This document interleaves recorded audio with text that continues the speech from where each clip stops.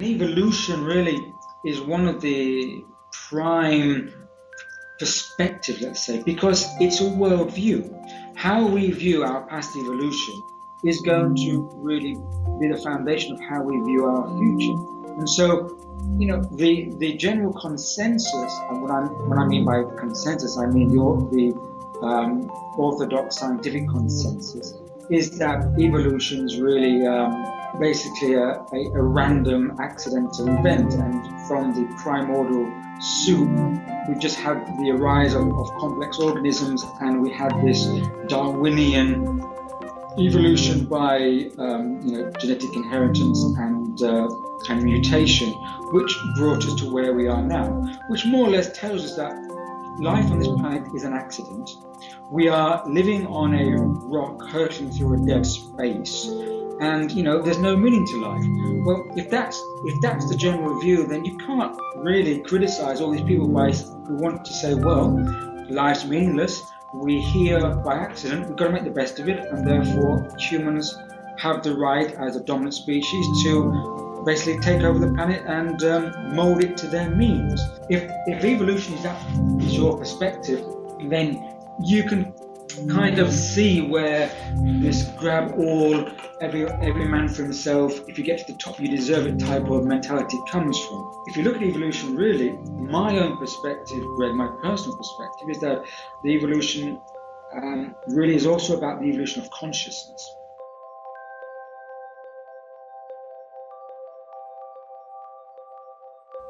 The songs are very topographic. It seems to me that they're like traveling over a surface, describing a surface, or bringing the people who are listening along on that particular surface. And so they don't change wildly. They're kind of like chants, but they're very fluid at the same time. And I'm generalizing about them, and each one has a different quality. But they're conceived of, some of them, as being actually the song of the spirit of a particular species of plant or animal or magical being. And so it's kind of a song of identity, and by singing the song that has been given to you, usually in either handed down or given to you in a medicine trance, then you have understood that this being that this song represents is acting as an ally for you, and by singing the song you're bringing in that ally to help understand or help do whatever the task is to do.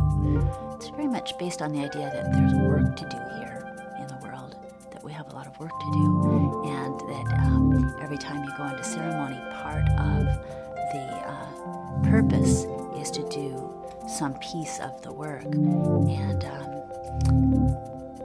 so the sharing, so they're also like tools. They're like very, very refined tools that can be sent across the room, sometimes even to a particular person, and sometimes sort of spread out like a blanket over everybody.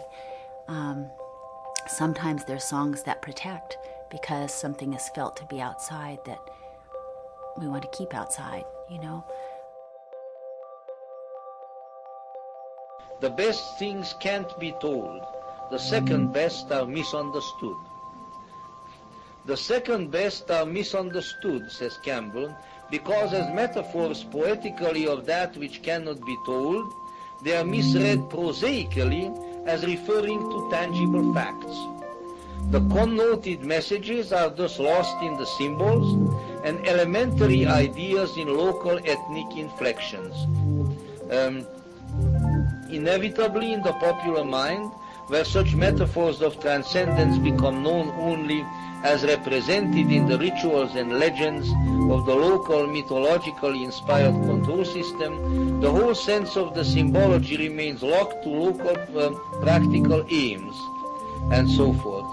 And then he goes on, for some reason which I have not yet found anywhere explained, the popular unenlightened practice of prosaic reification of metaphoric imagery has been the fundamental method of the most influential exegetes of the whole Judeo-Christian Islamic mythic complex. In other words, what he's saying is that in Judaism, Christianity, and Islam, we have taken the lowest of all low roads in terms of interpreting the mythic contents of our religions. The lowest of all low roads. That's my expression, but I rather think that Joseph would agree. The idea of the virgin birth, for example, is argued as a historical fact, whereas in practically every mythology of the world instances have appeared of this elementary idea. American Indian mythologies abound in virgin births. Therefore, the intended reference of the archetypal image cannot possibly have been to a supposed occurrence in the Near East in the 1st century BC. The elementary idea likewise of the promised land cannot originally refer to a part of this earth to be conquered by military might, but to a place of spiritual peace in the heart to be discovered through contemplation.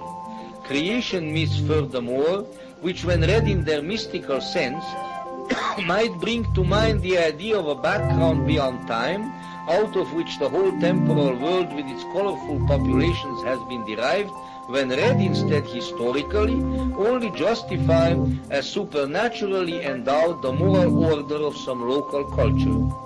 In short, the social as opposed to the mystical function of a mythology is not to open the mind, but to enclose it.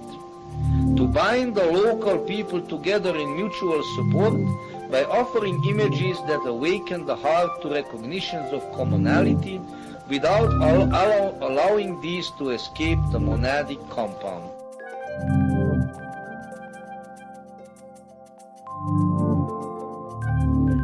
A transformation of language into something which is no longer sound decoded by brain through the consultation of a culturally validated dictionary, but instead it becomes sound which is beheld and meaning which is beheld. And this idea of a visible language, when it first came to me, or when I first realized that that was the phrase I was going to have to use to describe what was happening, I had never heard or imagined of such a thing. But then I went back into the literature and I discovered that, as usual, the Greeks got there first, or at least in this case, the Jewish Greeks, or the Greek Jews, because in Philo-Judaeus, who was a contemporary of Christ, there's a discussion of what he calls the more perfect logos. And he says the more perfect logos will be apprehended through seeing, not through hearing. And yet it will cross from being heard to being seen without ever going through a noticeable moment when it shifts from one modality to the other. Actually, I never would have predicted this, but I find myself drawn to the role of initiator. I want to have that role for people because you have to be taken by the hand and shown, and it's not readily available. You have to be shown.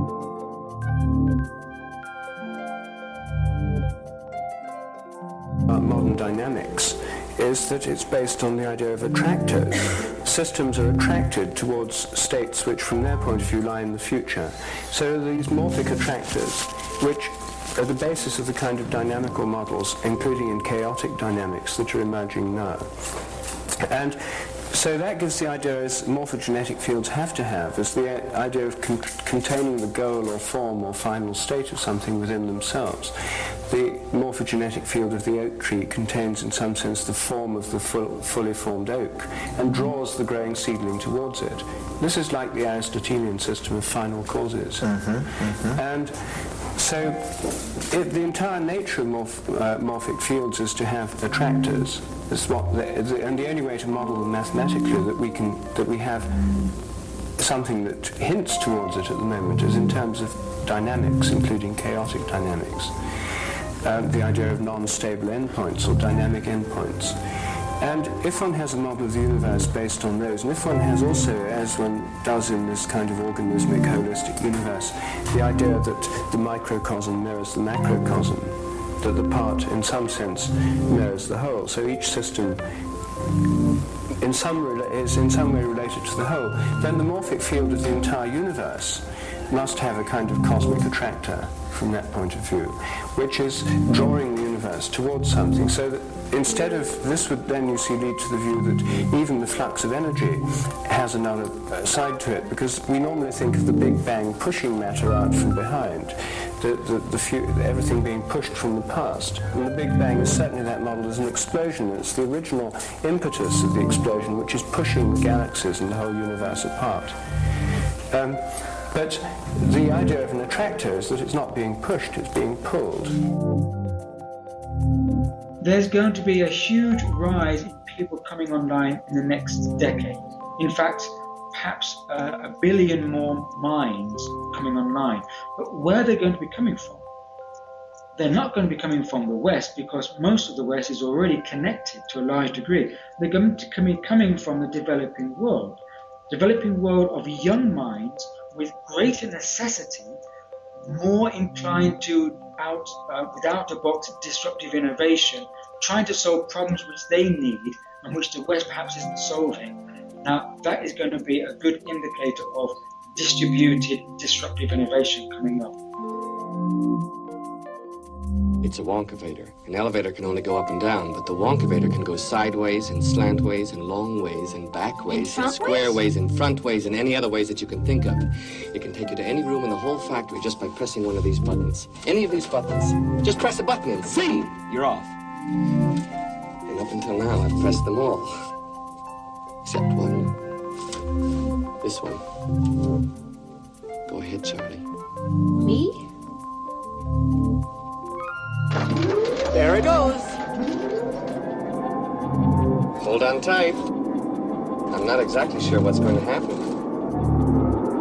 Faster, faster. If we don't pick up enough speed, we'll never get through. Get through what? Aha. You mean we're going Up and out. But this roof is made of glass. It'll shatter in 1,000 pieces. We'll be cut to ribbons. Probably. Hold on, everybody.